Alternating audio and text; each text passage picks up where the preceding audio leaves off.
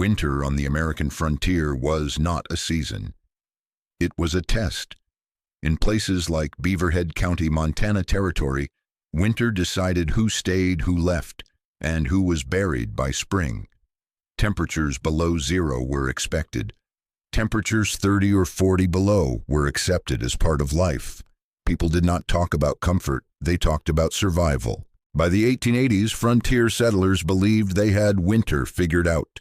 The formula was simple and widely trusted: thick log cabins, tight chinking a stone fireplace, and enough firewood stacked to last until thaw. A good cabin was judged by how fast it could be built and how much wood it could burn. Heat came from fire. Cold was something you fought hour by hour. This belief shaped everything. Men cut timber instead of studying terrain. They built above ground instead of into it. They measured security in cords of wood, not in physics. No one questioned the system because most winters were survived just well enough to justify it. But every few years, a winter arrived that exposed weakness. Fires burned day and night. Smoke filled cabins. Walls froze from the inside. People slept in shifts to keep flames alive. Livestock died inside barns. Frostbite claimed fingers, toes, sometimes faces. Those winters did not forgive mistakes. In the fall of 1881, another such winter was coming. The signs were clear to anyone who had lived there long enough. Early snow, hard ground, a sharpness in the air that did not leave. Families rushed to finish cabins and haul wood. Everyone prepared in the same way because everyone believed in the same solution. That was when Lars Ericsson made a choice that confused his neighbors. Instead of raising walls, he picked a hillside. Instead of cutting logs, he started digging. No frame, no chimney rising into the sky, just a man, a pickaxe, and the earth. To the settlement, it looked like madness.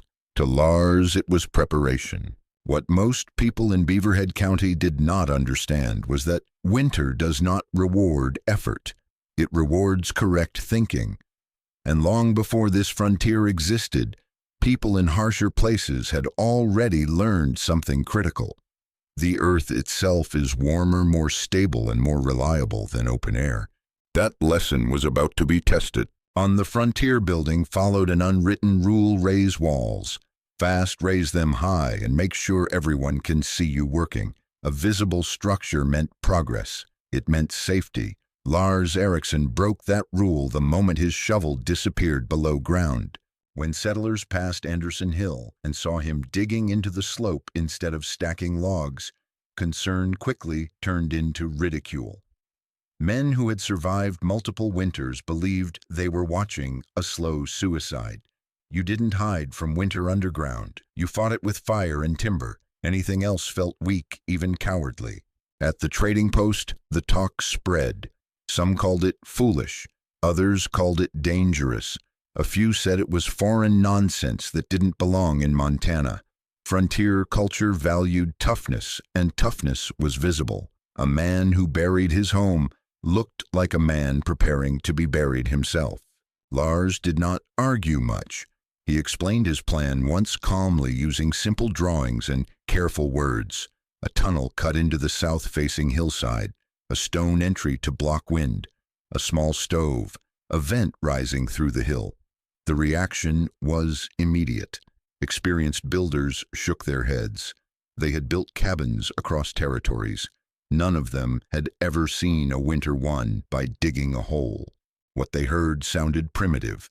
A tunnel sounded temporary, damp, unsafe, a place where smoke would choke and walls would collapse. Everything they knew told them it would fail.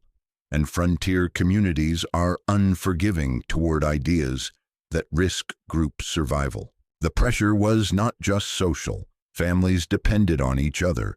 A bad decision by one homesteader could become a rescue problem for everyone else. If Lars failed, others would have to step in when the cold hit hardest. That made his choice feel irresponsible in the eyes of his neighbors. But Lars was not chasing approval. He was solving a problem. He had seen winter defeat strong cabins before. He had watched firewood piles shrink faster than expected. He knew that working harder inside a bad system only led to exhaustion. So while others raised roofs, Lars went deeper. Day after day, he hauled clay and stone out of the hillside. The hole grew longer, wider, and darker. To the settlement, it looked like stubbornness. To Lars, it was the only logical response to a climate that punished exposure. On the frontier, most failures happen because people repeat what everyone else is doing. Lars was willing to look strange if it meant looking alive in February. Frontier cabins were not poorly built. They were built fast with the best knowledge most settlers had. Logs were thick.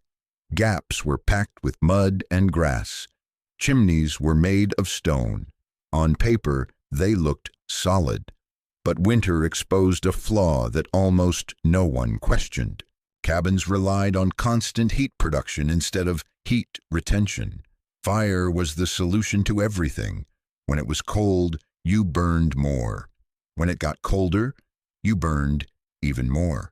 Survival depended on how long you could keep a flame alive. This created a dangerous cycle. Heat rose and escaped through roofs and chimneys.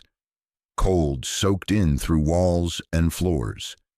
The air near the fire was hot, but only a few feet away, it could be near freezing. People slept close to flames and accepted smoke because it was better than frost. Cabins also forced settlers into non-stop labor. Wood had to be cut, hauled, split, dried, and fed into the fire day and night. During extreme cold, someone had to wake every 45 minutes to keep the fire alive. Rest became a luxury. Mistakes happened when people were tired. The cabin did nothing to help you when fuel ran low.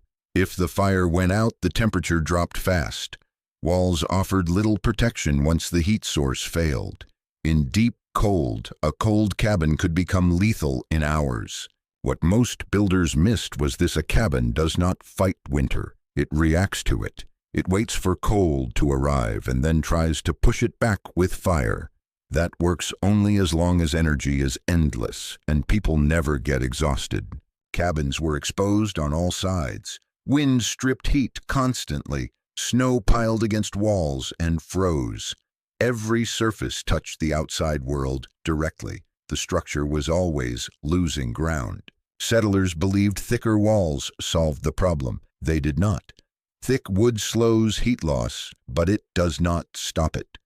Without mass to store warmth, every degree of comfort had to be created again and again.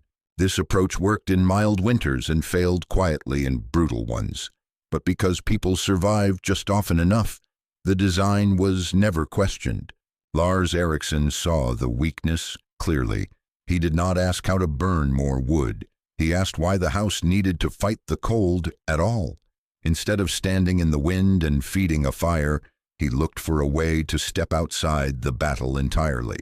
That question changed everything.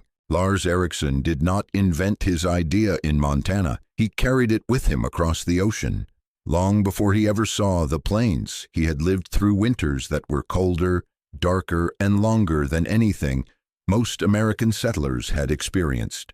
In northern Scandinavia, winter was not a surprise. It was the baseline. Snow did not melt for months. Temperatures stayed below zero, as a rule, not an exception. People there did not survive by burning more fuel. Wood was scarce. Trees grew slowly. Waste was not an option. Instead, they built with the ground. Homes were dug into hillsides or sunk partially below the surface. Walls were packed with earth. Roofs were covered with sod. These were not emergency shelters. They were permanent homes refined over generations. Lars had grown up hearing stories of these structures. His grandfather had lived in one, not as a novelty but as a normal house. The lessons were simple and practical. Earth does not change temperature quickly. Wind cannot strip heat from soil. A home that borrows warmth from the ground does not need to fight the air. To American ears, this sounded backward. Frontier culture respected innovation, but only when it looked modern. Anything that resembled a cave felt like a step toward poverty, not progress. Immigrants were expected to adapt, not teach. Lars's accent did not help. His English was careful and slow. His explanations lacked confidence in the eyes of men who measured authority by volume and certainty. When he spoke about old methods, people heard nostalgia, not engineering. What they missed was that this knowledge was not cultural decoration. It was data. It was the result of centuries of trial and error, where mistakes killed people quickly and permanently. American frontier builders trusted experience, but only their own. They assumed survival techniques were local by default. They did not consider that cold behaves the same everywhere, and that solutions discovered in one harsh place often work in another. Lars understood something his neighbors did not yet see. Winter does not care where you are from. Physics does not change at the border. If a method kept families alive at 40 below in Northern Europe, it deserved serious attention in Montana. He was not importing tradition. He was importing proof. What Lars Ericsson was building was not a shelter dug in desperation. It was a planned system designed to manage heat, air, and moisture as a whole. Every decision served a purpose. Nothing was accidental. He chose a south-facing hillside for one reason: winter sun. Even weak sunlight carries heat. By cutting into the slope instead of building on top of it, he reduced exposure to wind and used the hill itself as a shield. The north and west sides, where the cold winds came from, were sealed by earth. The tunnel was dug deep enough to leave surface temperatures behind. At that depth, the ground stays stable year-round. The walls were left thick, not smooth thin, because mass mattered more than appearance. Earth was the insulation. Clay was the structure. The entrance was not flush with the outside. It was set back, creating a small airlock. Cold air sank and stayed there instead of rushing inside. Each step inward moved away from winter and toward stability. The stove was small by frontier standards. Lars did not want a roaring fire. Large fires create large losses. He needed steady warmth, not bursts of heat. The stove's flue ran horizontally before rising, forcing heat to stay inside longer before leaving. Ventilation was handled through a shaft that exited higher up the hill. Warm air rose naturally and pulled fresh air behind it. No fans, no moving parts, just gravity and temperature doing the work. Inside sleeping spaces were carved directly into the walls. These alcoves were slightly warmer than the main room, protected on all sides by earth. Curtains controlled airflow without sealing it. The design allowed breathing movement and comfort without drafts. To an outside observer, it still looked like a hole. That was the mistake. A hole is passive. This structure was active. It directed air-slowed heat loss and used the environment instead of resisting it. Most frontier homes depended on constant human labor to stay livable. This one depended on physics. Lars was not building a place to endure winter. He was building a place where winter mattered less. The difference would soon become impossible to ignore. Most frontier builders thought insulation meant blocking cold air. Lars Ericsson was solving a different problem. He was controlling temperature change. That difference mattered. Below a certain depth, the ground does not follow daily or seasonal swings. In Montana, soil temperatures several feet down stay close to the yearly average. That means when the air drops to 30°, the earth does not follow. It stays relatively warm, not hot, stable. This stability is what Lars was after. The earth around his tunnel acted like a thermal battery. It absorbed heat slowly and released it slowly. Once warmed, it resisted sudden drops. That meant the interior temperature did not crash when the fire died down or when wind howled outside. A log cabin has very little thermal mass. Wood warms fast and cools fast. When the fire is strong, the room near it overheats. When the fire weakens, the cold rushes back in. The structure is always reacting. It never settles. The tunnel home was different. Thousands of cubic feet of surrounding soil held steady. The walls were cool to the touch, but not cold. They were closer to spring cellar temperature than winter air. This gave Lars a starting point that cabin builders never had. Instead of trying to raise the temperature from 35 degrees Celsius to comfortable levels, he only needed to raise it a small amount. A modest fire could do that. The earth did the rest by preventing heat from escaping quickly. This is why small fires worked better than large ones. A big fire creates sharp temperature differences. Those differences drive heat loss. A small, steady fire nudges the entire mass upward evenly. Less loss, less effort. The tunnel did not feel warm because of flames. It felt warm because nothing was stealing heat fast enough to matter. Wind could not reach the walls. Snow added insulation instead of danger. Nightfall did not change the rules. This is the part most people missed. Lars was not heating air. He was charging the ground around his home. Once charged, it stayed that way. Cabins fought winter every hour. The tunnel ignored it. Frontier logic said bigger fires meant more safety. Large flames felt reassuring. They glowed bright, made noise, and pushed back the cold you could feel on your face. But that comfort was misleading. Big fires create big problems. A roaring fire heats air fast. Hot air rises, slams into cold surfaces, and escapes through every crack it can find. Chimneys pull hard. Roofs bleed warmth. The harder the fire burns, the faster heat is lost. It becomes a race you can only win by feeding it constantly. Lars Eriksson understood that fire was not the primary heater in his home. It was a regulator. The earth was already doing most of the work. His job was simply to maintain balance. In the tunnel, a small fire warmed the air gently. That warm air moved upward, then spread along the ceiling. As it cooled, it drifted down the walls and returned toward the stove.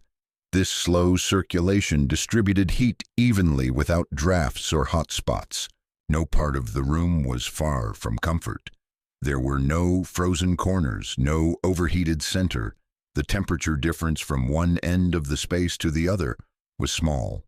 That stability mattered more than raw heat output. Because the fire was small, the chimney draft stayed controlled. Heat lingered instead of racing outside. Smoke rose cleanly and steadily. There was no need to overfeed the stove to keep it drawing. Fuel savings followed naturally, while cabin owners burned wood to replace heat that escaped minutes later. Lars burned wood to replace heat that leaked out slowly over hours and days. The math favored patience. There was also a safety advantage. Smaller fires reduced the risk of chimney fire sparks and structural damage. In deep winter, a cabin fire often meant death before help arrived. The tunnel minimized that risk by design. This was not about being frugal, it was about efficiency. A big fire is a sign of a system losing heat too fast. A small fire means the system is working. Lars was not trying to overpower winter. He was making winter irrelevant. The real test came when the temperature stopped flirting with danger and committed to it. In mid-January, the cold settled in and did not move. Mornings opened below zero and stayed there. By noon, the air was still brutally cold. At night, it dropped further hard and quiet. In the settlement's cabins, life narrowed to one goal: keep the fire alive. Men fed stoves until their eyes burned from smoke. Women cooked, slept, and watched children within arm's reach of the hearth. Beds were dragged closer to flames. Blankets were layered until movement was difficult. Sleep came in short, broken stretches. Wood piles shrank fast. Every stick burned felt necessary and insufficient at the same time. If a fire weakened, the room cooled immediately. Frost formed on walls. Breath turned to crystals. Water froze inside buckets. The cold punished every lapse. Outside, animals died, even in sheltered barns. Inside, people argued from exhaustion. Cold does that. It strips patience first, then strength. Anderson Hill looked quiet. Snow drifted against the slope and covered the tunnel entrance almost completely. To most of the settlement, that sight confirmed their expectations. A buried home under drifting snow looked finished. Inside the tunnel, nothing dramatic happened. That was the point. The temperature changed little from day to night. The air stayed calm. The stove burned low and steady. No one rushed to feed it every hour. No one slept in shifts. The walls did not radiate cold. They held steady, dull, reliable. When the outside temperature dropped further, the tunnel did not respond. The earth around it had already absorbed the shock. Cold air could not reach the living space directly. Wind had no leverage. Snow added insulation instead of threat. This was when the difference became undeniable. While cabins were locked in a constant emergency, the tunnel home operated normally. Meals were cooked without hurry. Children moved freely. People slept full nights. Winter did what it always does. It exposed weak systems. The difference this time was that one family had quietly stepped outside that pattern. By the time the cold reached its worst, the tunnel was no longer an experiment. It was evidence. Skepticism lasted until someone had to see it for themselves.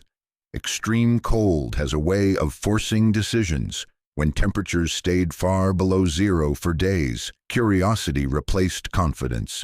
People wanted proof, not arguments. The first visitor did not arrive to admire the design. He arrived to confirm failure. He stepped through the snow expecting damp air, weak heat, and desperation. What he found did not match the story he had been telling himself. The entrance was cold, as expected. Then he stepped deeper. The air changed. Not hot, not smoky, just steady, calm. The kind of indoor air that does not demand attention. That moment mattered. Frontier builders trusted their senses more than theory. What they felt contradicted everything they believed about underground living. The room was evenly warm. No sharp contrast between stove and wall. No frost creeping along the floor. The fire was small. That detail disturbed them most. A small fire should not work in this kind of cold, yet it clearly did. People touched the walls expecting dampness. They were cool, not wet, solid. The air moved gently, not in drafts, but in slow circulation. Smoke exited cleanly. No coughing, no burning eyes. Questions followed. How much wood? How often do you feed the stove? Do the walls drip at night? Lars answered plainly. No defensiveness, no pride, just facts. The math was simple and uncomfortable. While cabins burned through stacks of firewood just to stay marginally livable, the tunnel used a fraction of that fuel and stayed consistently warm. The numbers did not lie. This is where skepticism cracked. Not because Lars argued well, but because winter did not punish his design. The frontier respected results above all else. Some visitors left without speaking much. Others returned with notebooks and measurements. The tone changed. Mockery turned into quiet attention. People stopped asking if the tunnel would fail and started asking how it worked. This is how ideas spread on the frontier, not through persuasion but through survival.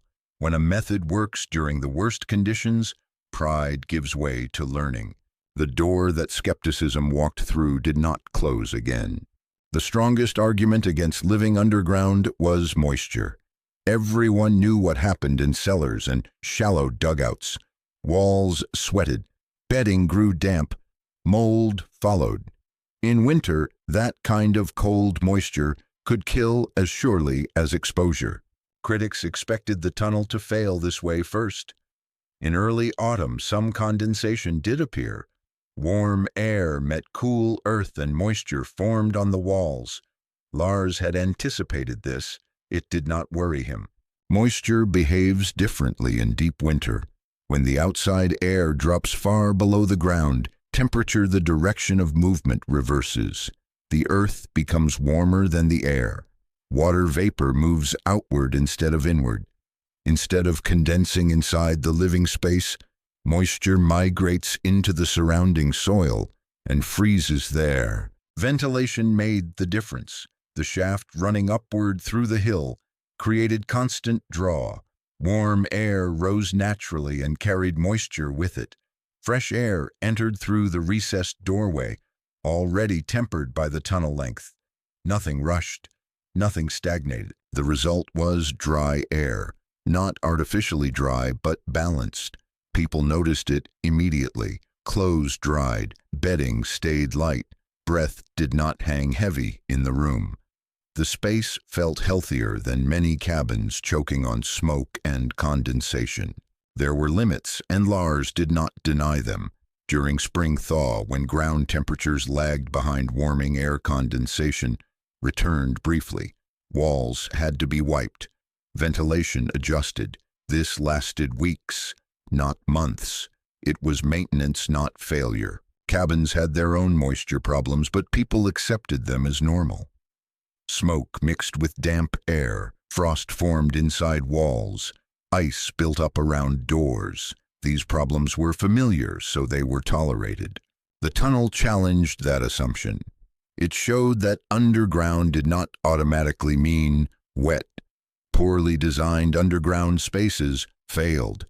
Well-designed ones controlled air first and moisture followed. This mattered beyond comfort. Dry air meant less sickness, fewer respiratory problems, better sleep.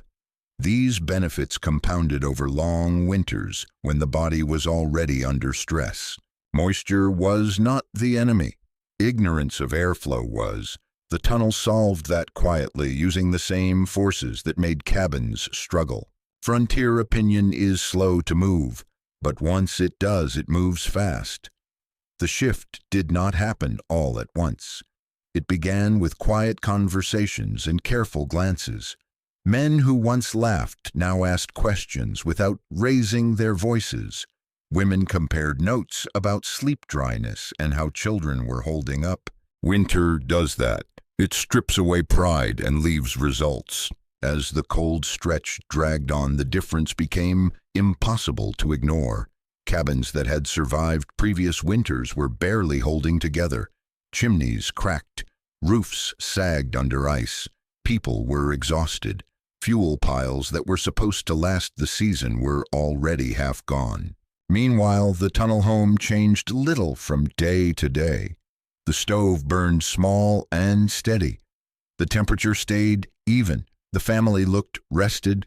No emergency measures, no constant adjustments. This made people uncomfortable.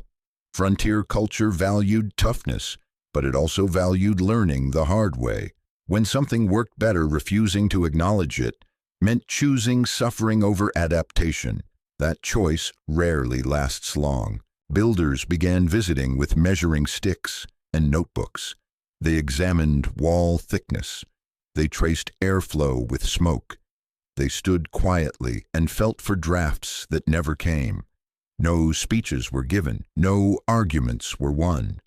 Physics did the talking. What surprised many was not just the warmth, but the calm. The tunnel was quiet.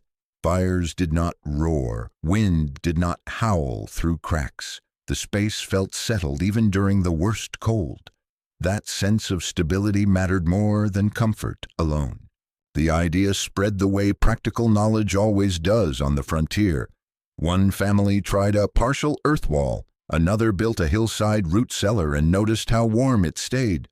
A third adjusted a cabin by banking earth against the north wall. Small changes first, proof before commitment. No one announced a revolution, but by late winter, no one laughed anymore. The question was no longer whether digging into the earth was insane. The question was why they had dismissed it so quickly. The frontier did not abandon cabins overnight. It added something older and wiser to its thinking, and once that door opened, it did not close again. As people studied the tunnel home more closely, one realization kept surfacing. This idea did not belong to one man or one country. Lars Ericsson had brought it with him, but he had not invented it. He had remembered it. Across the world, people facing extreme climates had arrived at the same solution without ever meeting each other. When winter was long and fuel was limited, humans learned to stop fighting the air and start using the ground. In Iceland, families lived in turf houses for centuries. Thick sod walls and earth-covered roofs held steady temperatures through brutal Atlantic storms. These were not temporary shelters. They were multi-generational homes, warm enough to raise children and old enough to bury ancestors. In northern China, millions lived in Yaodong cave dwellings carved into Loess hillsides. Summers there were brutally hot. Winters dropped below freezing. The earth solved both problems at once. Interiors stayed cool in summer and warm in winter with almost no fuel. In the American Southwest, long before European settlers arrived, indigenous peoples built pit houses and semi-subterranean homes. These structures reduced wind exposure, moderated temperature swings, and provided shelter that worked year after year in harsh conditions. Different continents, different cultures, same physics. This pattern matters. When separate societies arrive at the same solution independently, it is not tradition, it is evidence. The Earth offers thermal stability everywhere. People who listened survived. People who ignored it worked harder for worse results. American frontier builders had assumed progress meant building above ground. They associated digging with poverty or desperation. That bias blinded them to solutions that were already proven. Lars did not bring foreign habits. He brought accumulated human experience. The tunnel home was not a cultural oddity. It was a local expression of a global principle. Once that connection became clear, resistance softened further. This was no longer about copying a Norwegian. It was about joining a long line of people who had already solved the same problem. Winter was not unique to Montana. Neither was the answer. As the tunnel home proved itself, a deeper question emerged. If this approach worked so well, why had it been forgotten in the first place? The answer was not ignorance, it was convenience. As fuel became cheaper and transportation improved, buildings stopped needing to be efficient. Coal, then oil, then gas allowed homes to overpower bad design instead of correcting it. If a room was cold, you added a bigger stove. If heat escaped, you burned more fuel. The system worked, but only because energy was abundant. Over time, builders stopped thinking in terms of physics and started thinking in terms of appliances. Heating became something you bought, not something you designed for. Walls became thinner. Structures became lighter. Comfort depended on constant input instead of stability. Modern homes reflect this shift. They are sealed boxes filled with machines. When power flows, they are comfortable. When it stops, they fail fast. Without electricity or fuel, most modern houses become unlivable in extreme temperatures within hours. The tunnel home operated on a different principle. It did not need energy to survive. Energy only improved it slightly. Its baseline came from the ground itself. This is what modern building forgot. Resilience comes before comfort. A structure that holds a stable temperature without assistance gives you time. Time to rest. Time to adapt. Time to solve problems instead of reacting to emergencies. Earth-sheltered design never disappeared because it stopped working. It disappeared because it no longer fit an economy built on cheap energy and speed. Digging takes effort, planning takes patience. Burning fuel is easier. But when systems fail, ease becomes a liability. The tunnel home was not advanced because it was old. It was advanced because it reduced dependence. It turned winter from an enemy into a background condition. Modern building science has started to rediscover these ideas under new names: passive geothermal, thermal mass, earth-integrated design. These concepts sound innovative today, but they describe what people like Lars already understood. The frontier did not fail by forgetting old knowledge. It failed by assuming it was no longer needed. The story of the tunnel home matters because it is not finished. The conditions that made it necessary still exist. Winter has not changed. What has changed is how dependent people have become on systems they do not control.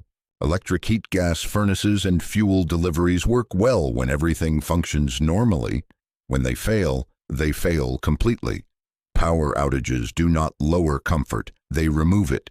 In extreme cold, that loss becomes dangerous fast. Frontier families understood this instinctively. They did not trust a single solution. They built with failure in mind. A home that stayed above freezing without fire meant survival even when something went wrong. The tunnel home offered that margin. If the stove went out, the temperature dropped slowly.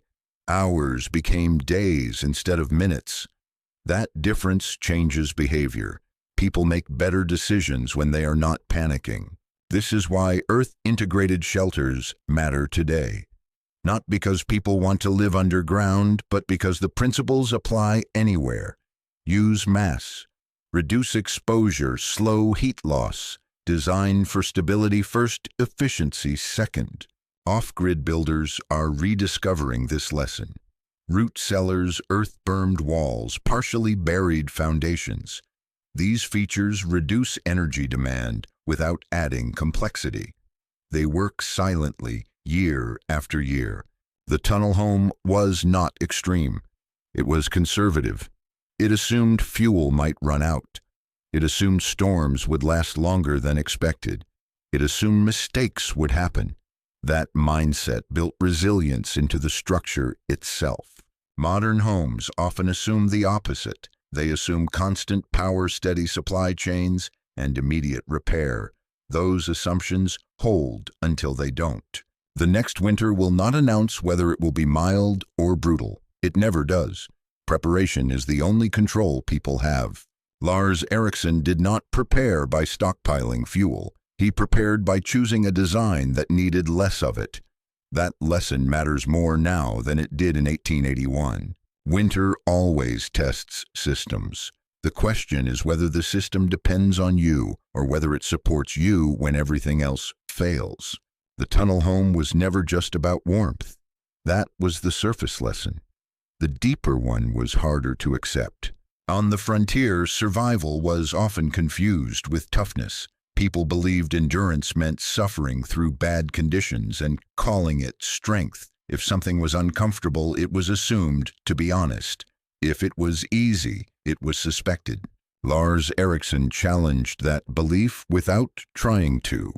He did not suffer more to prove himself. He suffered less by thinking differently. That unsettled people far more than failure would have.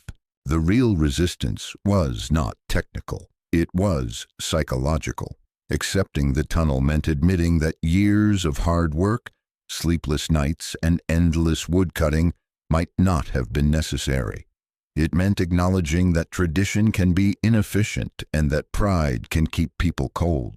Frontier history is full of this pattern.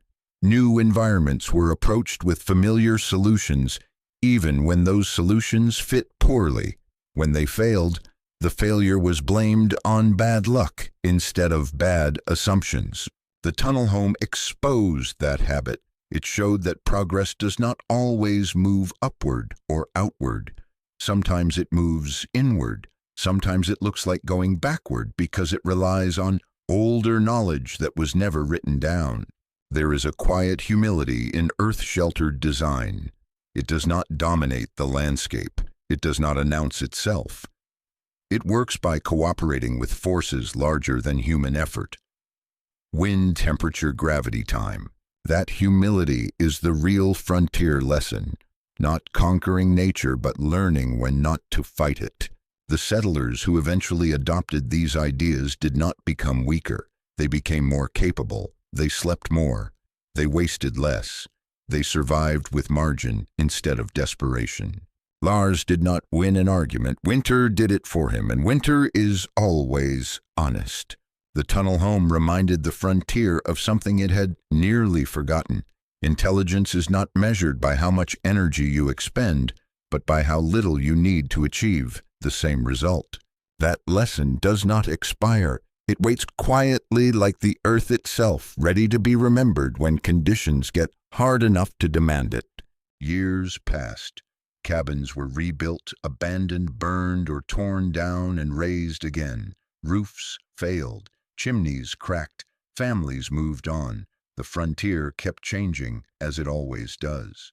The tunnel home did not. Long after the winter that proved its worth faded into memory, the structure remained quietly stable. When the stove was lit, it warmed easily. When it was not, the interior never fell to dangerous cold. Even unattended, the space held a steady temperature that surprised anyone who stepped inside. That was the point all along. The earth does not forget what it knows how to do. It absorbs heat. It releases it slowly. It resists extremes. These properties do not wear out. They do not depend on technology or supply chains. They are always there, waiting to be used. Decades later, when the tunnel was examined again, the numbers told the same story. Outside air could be bitterly cold. Inside, the temperature barely shifted. No fuel, no fire, just mass and time doing their work. Most of the cabins built during that same period were gone. Some had rotted, some had collapsed, some had burned in moments of carelessness during long winters. The tunnel endured because it was not fighting the environment. It was part of it. This is why the lesson matters beyond one family or one place. The frontier was never about dominating land. It was about learning how to live on it without being destroyed by it. The tunnel home was not clever because it was unusual. It was clever because it was aligned with reality. Cold behaves a certain way. Heat behaves a certain way. The earth behaves the same way it always has. When people ignore that, they work harder for worse results. When they accept it, survival becomes quieter. The frontier rewards humility more than force. It always has. Lars Eriksson did not leave behind a blueprint. He left behind a reminder. Progress does not always mean adding more. Sometimes it means removing exposure, removing dependence, removing unnecessary struggle. The earth remembers what works, and when conditions are harsh enough, it invites people to remember it too.